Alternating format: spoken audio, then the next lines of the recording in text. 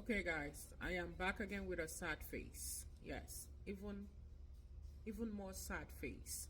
You know why? Because a life has just been lost. A life of a young child, a 16-year-old in Pennsylvania, United States of America. Why? All because some kids, you know, are being what they shouldn't be, because some parents are not talking sense into some kids. Look, I am not going to stop talking to parents. I am one, and as I'm talking to you guys, I'm talking to myself. We all in this together. Because even if you're not one who has a naughty child, that naughty child of someone else can affect your own good child negatively. So that's why we all need to put our hands on deck on this. These kids are growing more wild on a daily basis. And I'm beginning to think that it's not really their fault. Yes, I'm beginning to think that it's our fault, the parents, the adults. I'm beginning to think that we are not doing as much as we should do.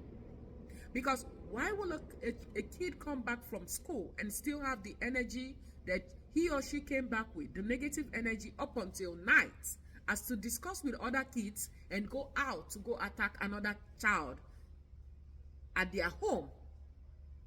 Probably because he or she didn't meet a parent at home to speak some sense into the person, to talk to the child when he came back from school, to ask how the school was, what happened.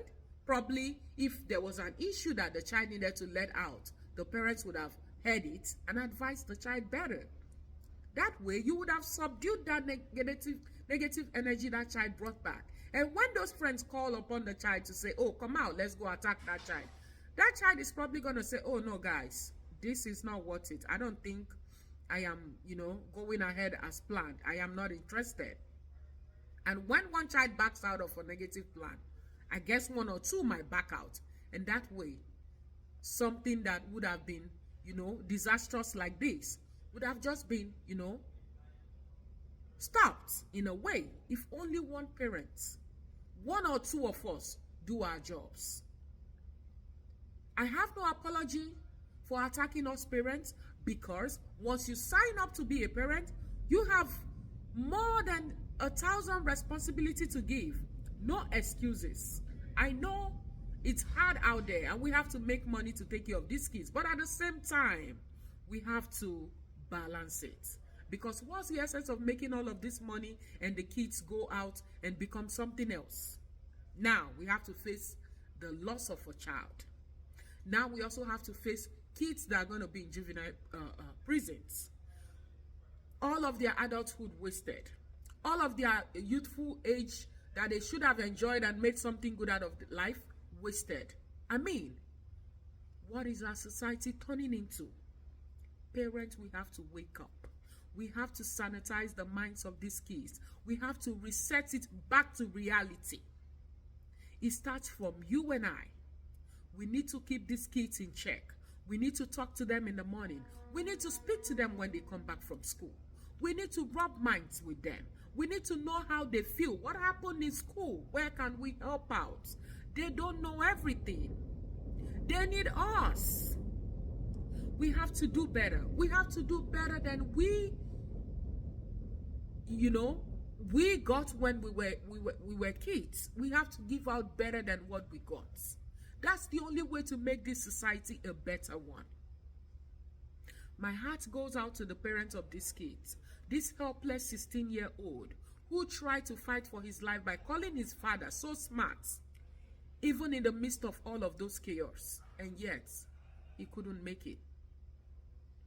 Please, parents, we need to do this job even better. We need to try harder to speak to these kids, love them more than they deserve.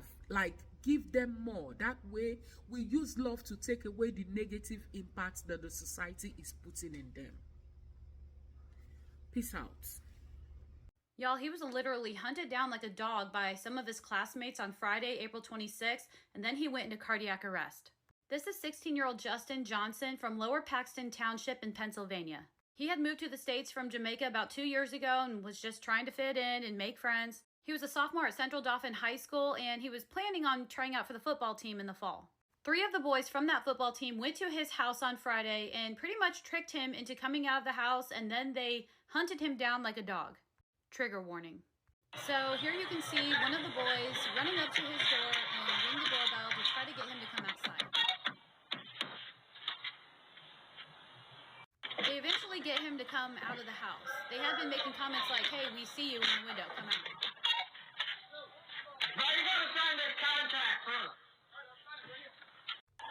Okay, so this is as he's coming out of the house. You'll see him here in just a second on the right. So there he is in the back. And then you'll see a kid get out of a car there, right there, and just start chasing him. Someone says, "Get it on video." Here it is from another view.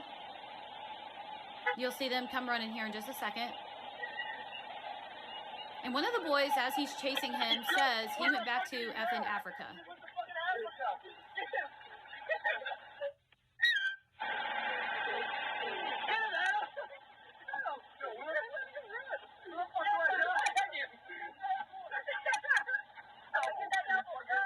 I don't know if he dropped his phone while he was being chased or what, but there's another video that shows one of the boys grab this chair and set it there in front of the door, and they put his phone on top of the chair. So you see Justin walking here. He grabs his phone. He seems very short of breath and exhausted.